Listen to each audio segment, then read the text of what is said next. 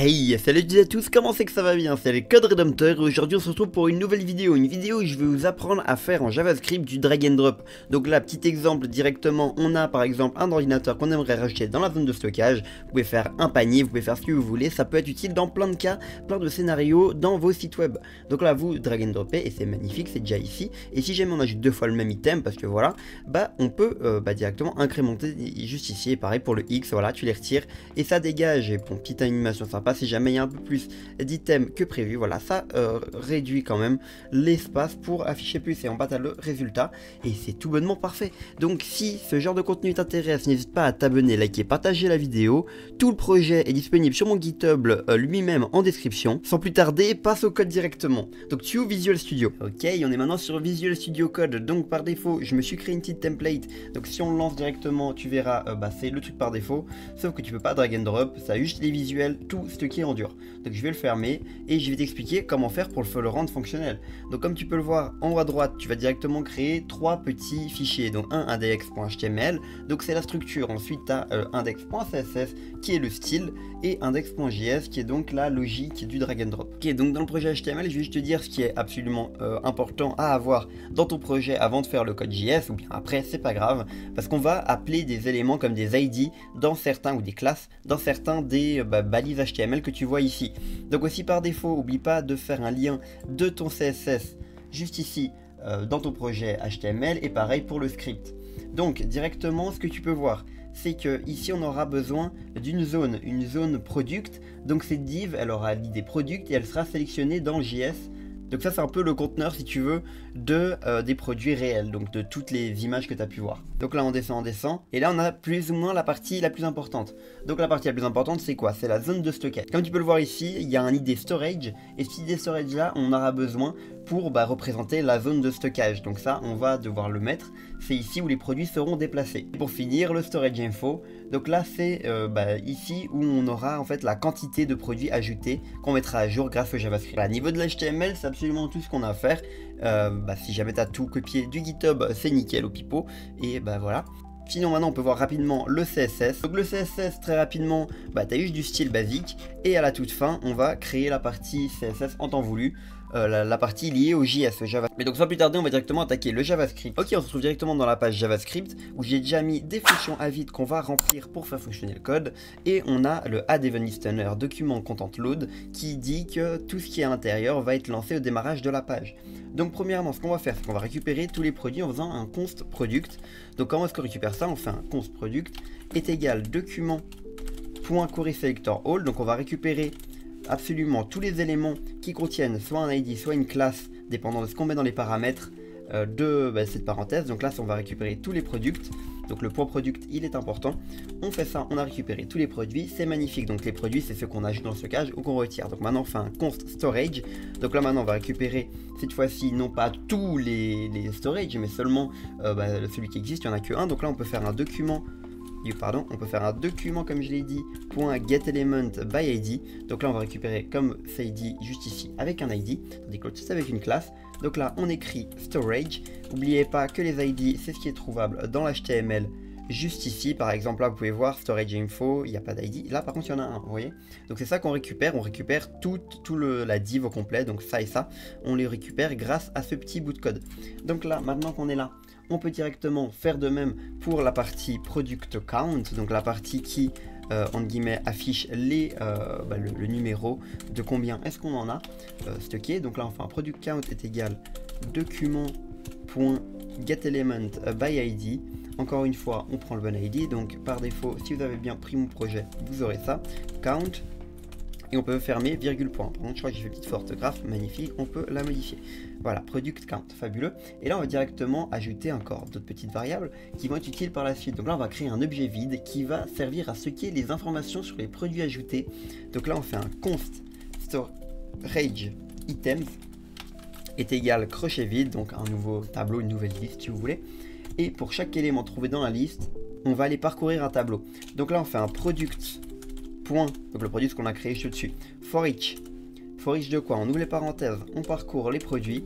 Product, enfin ça c'est l'item en guillemets. Product est égal, on met la petite flèche pour créer la formation du for each. On n'oublie pas le petit virgule point à la suite. Et là, on va ajouter un écouteur d'événements donc qui s'active quand on commence à faire glisser le produit. Et on va en mettre un autre quand il se termine. Donc là, on fait un product.addEventListener. Donc ça, on les a pas encore créés les événements, mais on va les créer juste après. Donc là, on ouvre les guillemets. On fait un drag start d'abord peut-être quand même. Drag start. Et on fait virgule drag start. Voilà. Magnifique. Virgule point. On peut copier cette ligne là, sauf qu'au lieu de mettre drag start, on va mettre drag end. Drag end. Voilà. Papa drag end. Et on fait de même juste ici. C'est magnifique. On a donc fait le drag end et le drag start qui vont donc être déclenchés en permanence tant qu'on fait les événements. Ok, pour le for each on a terminé. Donc là on va directement partir dans la configuration de la zone de stockage pour qu'elle réagisse quand un produit est au-dessus pendant le glissement. Donc là on fait un petit storage. Comme d'hab, storage addEventListener, on rajoute l'événement drag over. Drag over qu'on met évidemment entre guillemets. Drag over. On ajoute le petit drag over encore une fois. Voilà. Peut-être juste par habitude, il faut mettre des majuscules ici. Voilà, ça change pas grand chose. Mais voilà. Drag over. On fait de même pour les autres événements. Storage.addEventListener. On ouvre. On fait le petit drag enter. Drag enter. Voilà, on continue. Vous pouvez avancer ou copier-coller dans le projet comme je vous l'ai dit sur le GitHub. Donc voilà, .addEventListener. On ouvre encore une fois pour ajouter l'événement drag leave et le dernier, drag leave et encore un à ajouter. Et après c'est finito pour cette partie. Storage.addEventListener. On ouvre, on met le petit drop. Pardon, on ouvre les parenthèses. On met au moment du drop. Fabuleux. Et voilà, drop. Magnifique. Donc maintenant, on a déjà fini de mettre les variables et configurer le truc de base. Donc maintenant, on peut directement créer la fonction de start, donc de drag start, qui va définir ce qui se passe quand on commence à faire glisser un produit. Ok, on va directement attaquer la fonction drag start. Donc la fonction drag start, c'est ce qui va se passer quand on commence à faire glisser les produits. Donc par défaut, on va déjà ajouter un élément purement esthétique pour montrer qu'on est bien en train de drag. Donc là, on fait un tease class list, donc on va ajouter en fait une classe du CSS dans un produit au moment de drag. Donc là on fait le petit dragging, ça va être une classe CSS que je vais vous montrer après qu'on n'a pas encore fait mais qu'on va le faire ensemble parce que ça c'est utilitaire aussi, donc c'est pas que de l'esthétique, donc c'est important de vous le montrer. Donc là on fait un data transfert .setData, setData, magnifique. On ouvre les parenthèses, on le met en format text/plain, virgule JSON, on convertit en format JSON, stringify, hop là. On ouvre les petits parenthèses, le petit crochet, on ouvre ça et à l'intérieur on peut former donc la structure de notre produit, donc id de tease.dataset.id, virgule name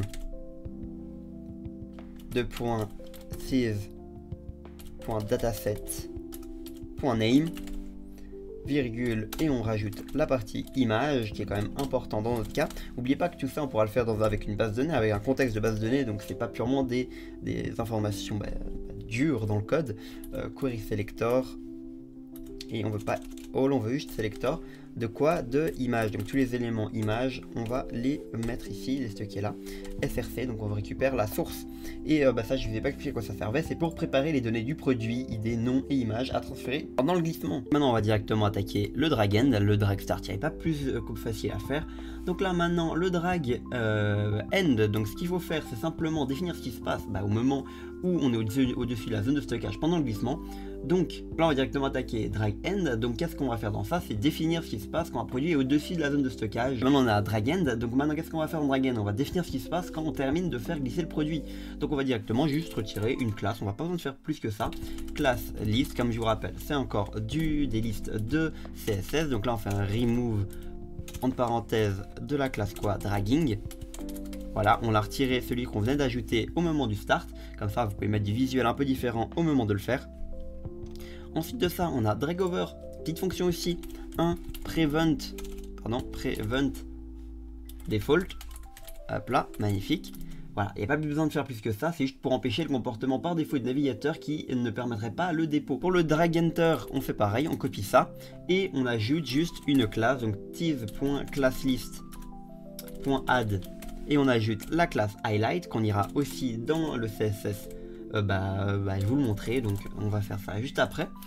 On va directement enchaîner avec draglist, avec dragleave. Donc là pareil, on va juste remove. Cette fois-ci, au lieu de add, on va faire un remove ici. Donc ça va retirer l'élément de la classe highlight. Et maintenant on va attaquer drop. Donc drop, c'est une grosse fonction. C'est celle qui va correspondre à tout ce qu'on doit faire pour que cela fonctionne bel et bien au niveau du dragging. Donc là, ce qu'on va faire comme d'hab, on va pas se fatiguer la vie, on va reprendre le .prevent default.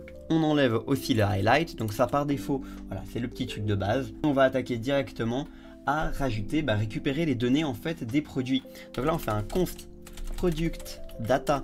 Je vous rappelle, les noms c'est purement subjectif, mais qu'est-ce que vous voulez, c'est des variables. JSON.parse, donc e.datatransfer.getData. Entre parenthèses, dans le format de texte /plain, hop là, magnifique. Et là, on a déjà récupéré toutes les infos des produits. C'est magnifique, oui, on est d'accord. Donc maintenant, on extrait l'idée du produit des données récupérées. Donc là, on fait un const product id est égal product data .id. Ensuite de ça, on vérifie si le produit existe déjà dans la zone de stockage. Donc là, on fait un petit if, tu vas pouvoir augmenter la quantité si jamais il existe déjà. Donc là, on fait un petit storage, on ouvre les crochets, storage item évidemment. On ouvre les crochets, on met product id. Hop là, on ouvre les crochets à nouveau, magnifique. Et on met quoi dedans? On met un storage items de crochet. Donc là on va prendre le product ID, donc on va prendre le product ID, donc on va prendre en fonction du product ID la quantité et on va l'augmenter de 1, donc quantité plus, donc on prend l'item, voilà, c'est l'item numéro dépendant de ce qu'on a récupéré juste avant, product plus, on va ensuite const quantity élément. Donc ça va trouver l'élément d'affichage à la quantité pour ce produit. Donc là quantity element est égal document.query selector, pas de all parce qu'on veut récupérer que 1. Donc là on fait la petite ouverture, .storage item, on ouvre les crochets, data id. Faites attention, là c'est quand même important de bien respecter ça parce que là on va rajouter une variable à l'intérieur. Donc là on ouvre des guillemets, cette fois-ci pas des bébés guillemets, je sais plus comment on appelle ça, des apostrophes il me semble. On met ensuite un $, pour dire que c'est une variable. On ouvre des crochets toujours parce que c'est le format pour indiquer une variable et on écrit product id. On n'oublie pas de fermer les crochets juste après les crochets, c'est pas ça, c'est ça. Oups, j'ai fait un insert. Donc est-ce que c'est bon, j'ai pas tout cassé? Je suis pas sûr. Voyons voir, j'ai fait un CTRL Z, désolé. Et on n'oublie pas le petit point quantity, voilà, point quantity magnifique, et le petit virgule point à la fin. Pardon, c'est pas des petits apostrophes comme ça, mais c'est des plus petites encore. Voilà, là ça va marcher comme sur des roulettes. Voilà, là ça a bien détecté ça comme la variable en question. Donc maintenant qu'on a fait ça, on peut revenir juste ici, on met le petit espace pour laisser la place dans le if. Donc là, qu'est-ce qu'on va rajouter? On va rajouter encore une dernière ligne dans le if, c'est mettre à jour le texte de cet élément avec la nouvelle quantité. Donc là on fait un quantity element point text content est égal storage items, on ouvre les crochets product id, et pardon, c'est pas ces crochets là comme d'hab, c'est les crochets de tableau, hein. Ne vous faites pas avoir, hop là, voilà, crochet de tableau, product id, c'est minuscule et on prend la quantité comme d'hab, voilà, magnifique. Sinon, si jamais ça marche pas, on va faire un petit else. Donc comme on l'a déjà fait ici, on peut juste ouvrir comme ça, magnifique. Est-ce que j'ai pas mis un truc en trop? Je crois que oui. Ah non, ça c'était le crochet de la fonction. Donc là on a le petit else. Si le produit n'existe pas encore dans le stockage, on crée un nouvel objet pour le représenter. Donc comment est-ce qu'on fait ça? On a fait plus ou moins en haut quelque chose de similaire. Donc on va juste récupérer ça parce qu'il y a déjà une bonne partie de la structure. Donc on redescend, on est juste ici. On peut copier ça, sauf que là, au lieu d'avoir toute cette partie ici, on va directement la replacer par un nouveau storage item, magnifique, qui va prendre le paramètre product ID, donc le produit qu'on a passé en paramètre, produit ID. est égal à quoi? La structure représentée ci-dessous. Donc là, qu'est-ce qu'on a? Bon, déjà, j'ai mis un peu trop de crochets, je crois. Une parenthèse de trop. Et est-ce qu'il y a quelque chose que j'ai oublié? Il y a le quantity qui est donc à 1 par défaut, qui doit être mis. Donc là, c'est pas point source, ni query selector, c'est juste image de product ID. Donc là, déjà, c'est product ID. Voilà, là, c'est product ID.name. Et en dessous, c'est product ID.img. Magnifique. Et on met la petite virgule juste ici. Donc là, on a un petit problème de crochet. Donc, qu'est-ce que j'ai raté encore une fois? Donc là, on ouvre bien le petit crochet juste ici. On le referme, on met un virgule point à la place de la parenthèse qui est juste là. Et là, magnifique, on vient de créer la nouvelle date. Mais on va créer un nouvel élément HTML, donc dans la zone de stockage, pour représenter celui-ci. Donc là, ce qu'on fait, c'est qu'on fait un const storage item est égal document.create element. Allez, juste ici, create element. On va créer quoi? On va créer une div, donc en une balise HTML dans l'autre page. Donc là, ensuite, on va ajouter la classe storage item à cet élément pour le styliser correctement. Donc là, on fait un petit storage item.classList.add. On va rajouter quoi? On va ajouter storage item, c'est comme ça que je l'ai appelé dans l'HTML, dans le CSS pardon, on va l'appeler comme ça. Maintenant on fait attacher l'idée du produit à cet élément pour pouvoir le retrouver plus tard. Donc maintenant on fait un storage item.dataset.id est égal product ID. Magnifique.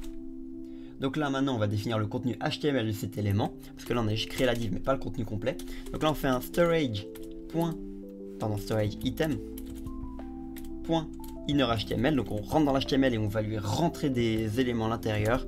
Voilà, donc là on ouvre le petit égal, on met les petites accolades et on va directement commencer à créer la petite structure. Donc là on fait un petit div class est égal, on ouvre les guillemets, remove, on ferme la petite parenthèse, donc là ça ferme le div et on va mettre un petit x, donc le petit x qui sera ensuite utilisé plus tard. Donc là on peut rajouter image parce que comme d'hab on a l'image de représenter et qui va prendre quoi? Qui va prendre est égal, on ouvre les guillemets, on met le petit dollar, le dollar qui va représenter une variable, la variable ça va être quoi? Et bien évidemment ça va être le product data.image. Donc là on va directement faire que pour n'importe quel produit, on récupère la variable ci-dessous. Donc là on ferme les guillemets, fabuleux. On lui met quand même le petit alt qui, donc si jamais votre image ne charge pas à cause d'un manque d'internet, et ça va directement vous le charger tout de même un petit texte. Donc là on va pouvoir reprendre le petit product data image, voilà, magnifique. Sauf que cette fois-ci c'est pas le data image mais c'est le petit name, parce que une image on va pas juste afficher l'URL. Donc maintenant qu'on a fait ça, ça ferme directement, on n'a même pas besoin de cette partie là, hop là, c'est juste qu'il faut aller à la suite. Et on va rajouter donc le product name, voilà, div, pardon, on ouvre comme d'hab le crochet div. Voilà, vous pouvez avancer dans la vidéo si vous voulez, vous avez déjà tout ça de copier. Donc là on ouvre les guillemets, product name, on ferme le crochet, on a le div, mais entre le div qu'est-ce qu'on veut? On va rajouter une variable qui comporte quoi? Le product data item, pardon, data.name. Et voilà, c'est fermé, c'est magnifique. Et le dernier truc, c'est le div. Le div de quoi? Oups. Ok, le dernier élément, c'est quoi? C'est un petit div qui va contenir classe, on ouvre les guillemets, quantity, on ferme les guillemets, 1, et div. Voilà, et sauf que là, c'est pas des petits guillemets comme ça, c'est comme on l'a fait juste avant, c'est celle-là, qui ont un petit comportement un peu différent en JavaScript. Et voilà, non, si je fais comme ça, ça devrait bien mieux marcher. Si je me suis pas totalement loupé, si j'ai pas mis le virgule point aussi, ça va pas aider à la fin. Et le petit crochet ici pour quand même clore toute le storage ici. Voilà, j'allais directement attaquer avec remove storage item, mais il y avait un petit truc que j'ai oublié. Donc déjà le petit crochet ici à ne pas oublier que j'ai rajouté, et update product count qu'on n'a pas encore fait mais qui va quand même mettre à jour l'élément visuel qui indique la quantité. Donc là on va directement attaquer remove storage item. Donc ça va être une fonction qui va servir à définir ce qu'on va supprimer. Quand on va supprimer un élément de storage, il va disparaître du stockage. Donc là ce qu'on fait, c'est qu'une vérification de if storage item, donc le tableau de product ID. Donc si jamais le product ID, l'idée du produit, si jamais le produit en question n'est plus là, n'a plus de quantité, pardon, n'a plus de quantité, alors on rentre juste ici. On fait un petit storage items, encore une fois, qu'on va prendre dans le tableau product ID, comme d'hab, et on fait un point quantity. Je dis un point, pas un tiret, donc point quantity, moins, donc on retire -1 en gros. C'est une forme pour faire un -1, vous pouvez mettre juste -1, ça marche très bien aussi. Et si la quantité est maintenant à 0, alors on fait un petit if storage, on va le retirer en gros du visuel, items, product ID, comme d'hab, product ID, point quantity était égal à 0, pas nul, parce que c'est pour ça qu'il y a le triple égal, c'est pour que le nul ne soit pas pris en compte, mais seulement le 0. Donc là, ensuite, on va trouver l'élément HTML correspondant à ce produit, donc on fait un const item to remove est égal document point query selector. On ouvre les parenthèses, on ouvre les petits guillemets, on prend l'élément qui a storage item data id, on ouvre les guillemets, on met le petit dollar pour dire que c'est une variable, on met ensuite product ID, et on n'oublie pas la petite fermeture des guillemets, pardon, et du crochet juste avant, le petit fermeture de tableau, et on a défini la ligne, si on n'oublie pas le petit virgule point. Donc une fois que c'est fait, on fait un storage point remove child, donc on va retirer l'enfant, pas de sa mère, hein, mais bien de l'élément HTML. Donc là on fait un item remove virgule point, magnifique, et on va évidemment faire un delete, donc ça va servir à supprimer également le produit et de l'objet storage items de quoi, donc de product ID, magnifique. Donc là il manque plus que le petit else. Dans le cas contraire, ce qu'on va faire, c'est si la quantité n'est pas 0, on trouve l'élément d'affichage et sa quantité. Donc là on fait un const quantity élément est égal document.querySelector. On ouvre comme d'hab la fonction qui est ici, enfin la fonction, le petit paramétrage, on va le prendre, on va le mettre là. Donc là il y a un petit changement à faire, c'est simplement de mettre un point quantity juste après. Voilà, point quantity. On n'oublie pas évidemment le petit virgule point, que cette fois-ci j'ai oublié. Et on va directement sauter à la suite, pardon. Quantity element point text content, donc on va faire égal, donc on va faire en sorte que le visuel ça soit ce qu'on va donner. Donc là on va faire storage items de quoi, de product ID, on n'oublie pas le petit t, sinon ça va pas le reconnaître, quantity, et c'est magnifique. Comme d'hab, comme on a modifié dans un cas ou dans l'autre la quantité, on va faire un update, j'ai dit update product count, donc pour mettre à jour le visuel des produits. Et maintenant on va faire la petite fonction qui va faire ça. Donc qu'est-ce qu'on va faire, c'est qu'on va récupérer, initialiser un compteur à 0, let totals items est égal à 0. On va ensuite faire pour chaque produit dans l'objet storage item object.values storage items .for each, donc on parcourt le tableau de tous les items. .for each, on parcourt donc les items, les produits si vous voulez. La petite flèche pour dire, c'est juste la forme, comment fonctionnent les for each dans JavaScript. Total items plus égal item.quantity virgule point, donc on ajoute la quantité au compteur total, et ensuite on n'oublie pas le petit virgule point, et de mettre surtout product count.textContent est égal total item. Product count.textContent est égal total item virgule point, donc on met à jour le texte de l'élément product count avec le nombre total. Donc là on a terminé toutes les fonctions. Maintenant il y a juste un petit truc à faire, c'est qu'on n'a pas fini niveau du CSS.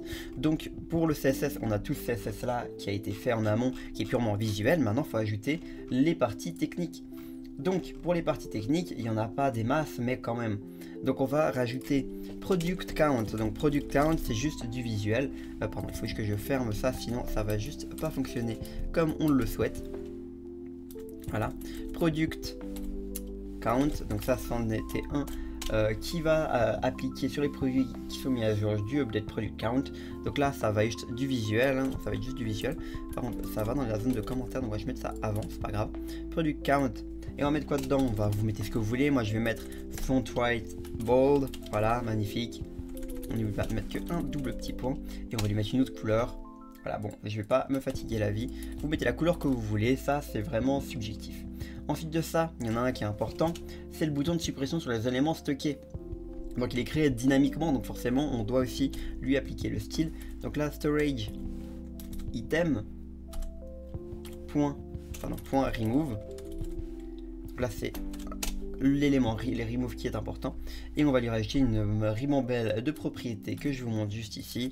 Donc vous pouvez mettre pause sur la vidéo ou simplement copier le repository pour tout prendre. Donc on lui met une position absolue pour être bien au-dessus de l'élément et pouvoir le retirer comme j'ai montré au début de vidéo. On change le pointeur, etc. Bref. On va attaquer directement avec un autre qui s'affiche dynamiquement au moment du drop. Donc là c'est le point storage item point quantity. Voilà, on ouvre les crochets. Encore une fois, je vais vous laisser mettre pause sur la vidéo. C'est pas mal de parties visuelles. Voilà, vous pouvez voir ici, relativement ce qui est important, c'est le absolute, position absolute. Sinon le reste, voilà, c'est juste que ça sera un peu plus moche dans votre cas précis. Donc il en reste encore deux petits à ajouter. Donc le storage items .highlight, donc ça encore une fois c'est juste indicatif de quand on survole et quand on le retire du survol pour montrer que le drag and drop fonctionne bel et bien. Donc par défaut on lui met un background et on lui met une color qui du coup apparaît ou disparaît en fonction de l'action. On va ensuite faire aussi pour le product.dragging. Donc là on fait un product.dragging. Je fais pas de faute d'orthographe parce que c'est important, c'est sensible à la casse. Là ce que j'avais fait c'est un opacity de 0,5, magnifique. Et le dernier c'est le point storage item. On ouvre les crochets et on rajoute les propriétés qui vont être mis juste dans un instant, comme ça vous pouvez le copier-coller. Donc voilà,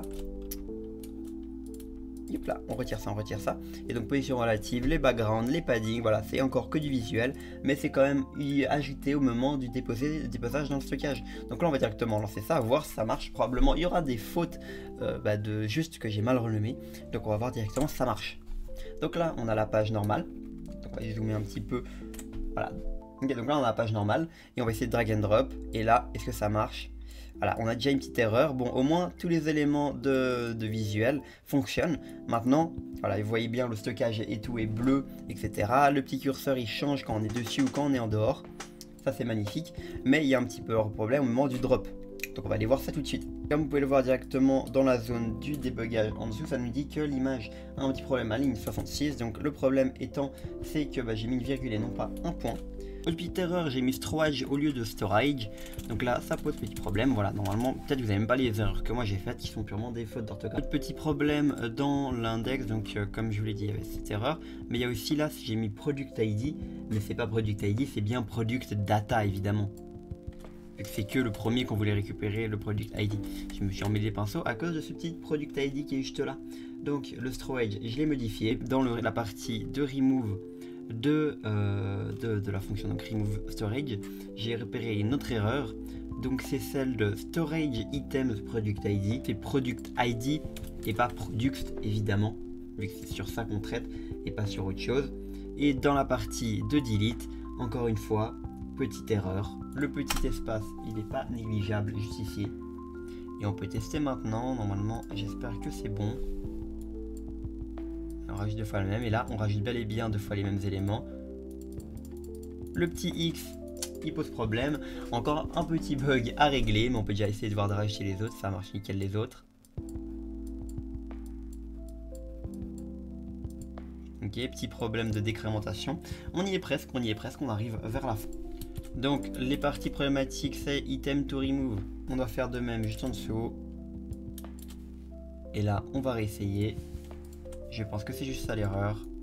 On essaye, et voilà, c'est juste ça, c'est un peu chelou, mais apparemment c'est une erreur normale, voilà. Voilà, là c'est réglé. Et là, on vient de faire le drag and drop, on vient de terminer la partie de drag and drop, et c'était le tout de la vidéo. On peut bien voir que la quantité générale, c'est 7, fabuleux.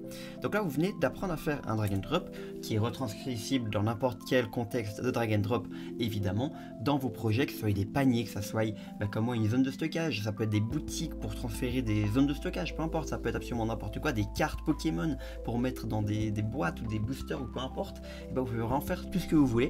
Et là on vient de réussir à le faire. N'oubliez pas que tout se trouve dans le GitHub Repository dans la description. N'hésitez pas à vous abonner, liker, partager la vidéo. C'est les Code Redemptor. Ciao ciao.